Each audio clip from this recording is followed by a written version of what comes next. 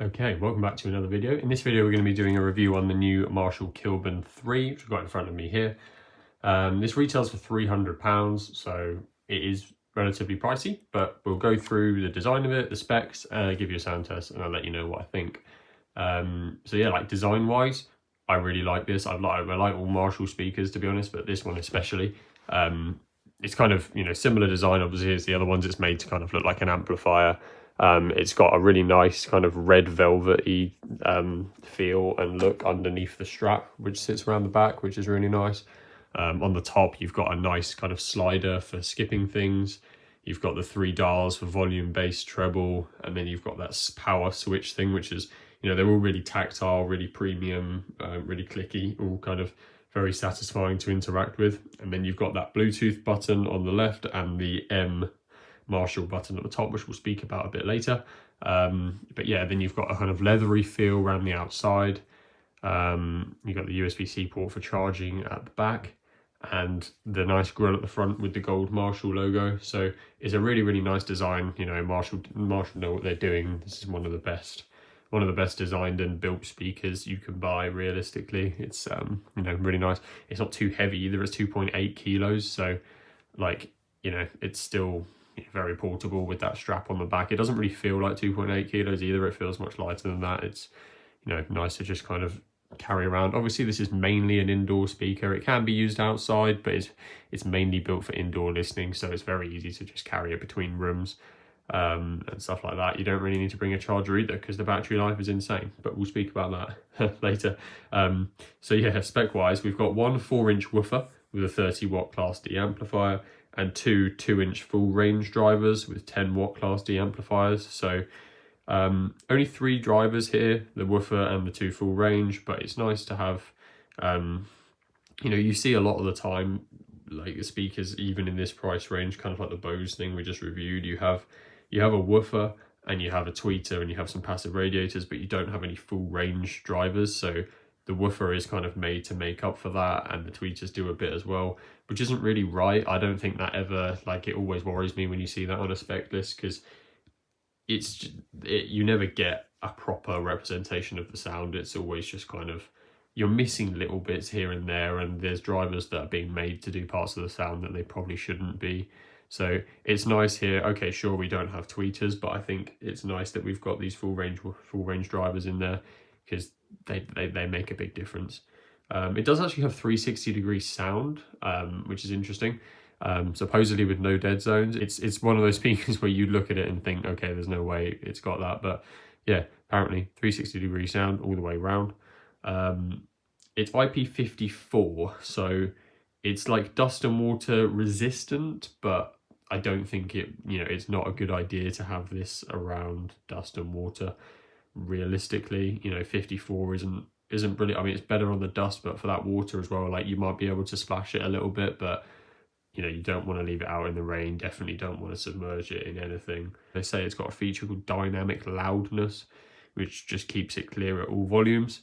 I'm not quite sure. That's just marketing rubbish, to be honest. I'm not sure what technology is actually behind that, but we can tell in the sound test if we think that's true.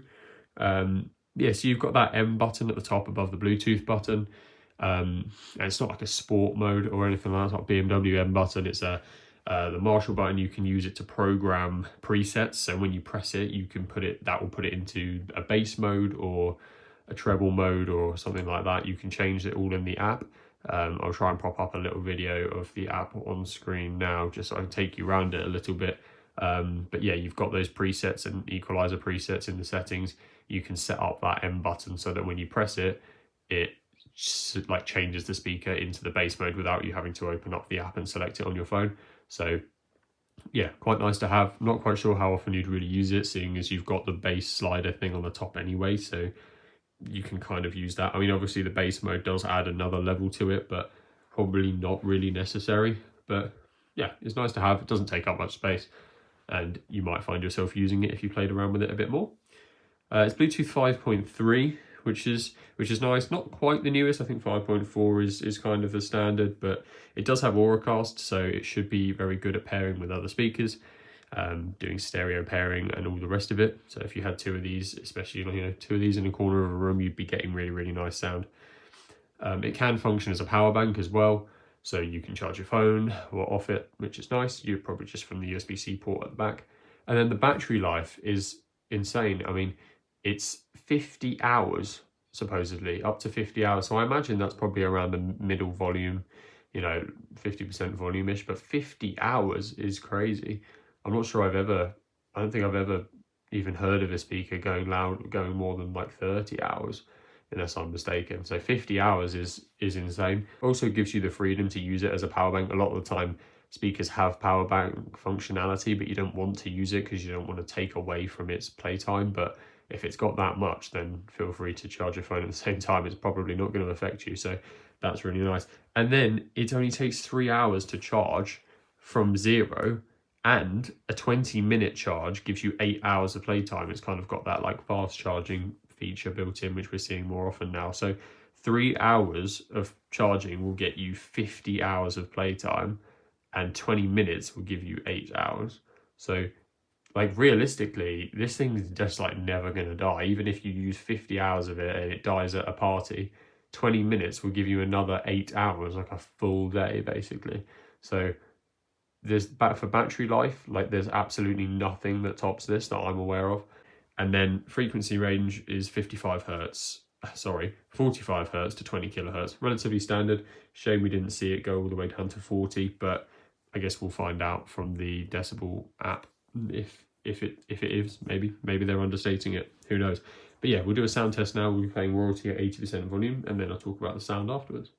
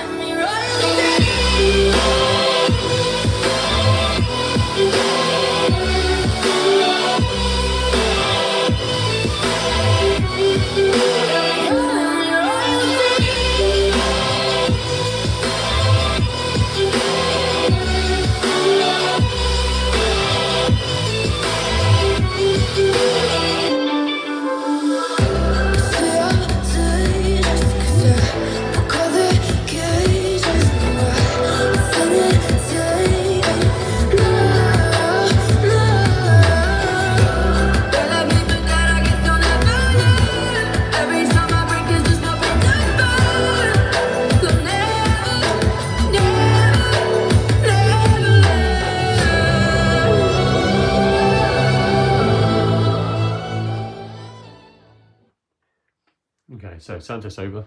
You could see about halfway through, a bit closer to the end, I put the bass all the way up on the thing just to see how it changed the frequency graph and the sound.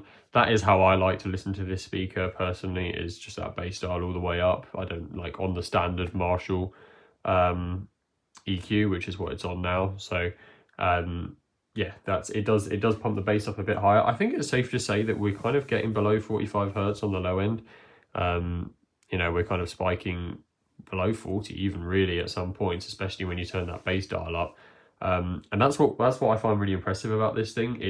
It sounds so much bigger than it is. It sounds so much like I mean, their dynamic loudness thing is probably marketing rubbish, but it's, you know, somehow it is true. No matter what volume you have this at, how loud it goes, how quiet it goes, it always sounds full, it always sounds deep, and it always manages to sound just much better than you think it should do for something of this size and this package.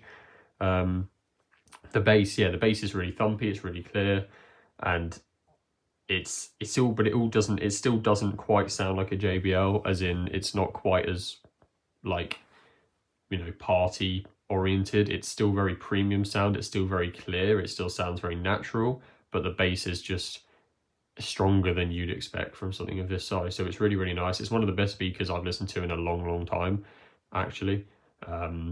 You know, really blown away. I like everything about it, the build quality, the design, the, you know, the controls for it. The app is nice as well, and the sound of it is just like, you know, considering it's under 3 kilos, it's got a handle, it's got a massively long battery life. You can put it kind of anywhere you see fit.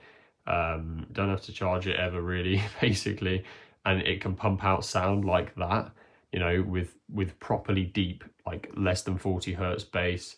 The frequency range is relatively, you know, the frequency is relatively flat the whole way through the range, and it's loud enough as well. It's not really missing anything. I would like it to be more water resistant and stuff like that, so that you could use it a bit better outside. That's really the only place this speaker like falls down, is if you're someone who wants to take this out with you a lot, then it's a bit more vulnerable to that stuff. And I suppose it's also not really the form factor for it. It's a bit too square to fit in bags and things easily. But yeah, I mean, other than that, if you consider that a downside, it's really, really good. One of the best speakers I've had in a while. You know, this is really coming for some titles. So yeah, let me know what you think. Leave it in the comments and I'll try and reply to you all.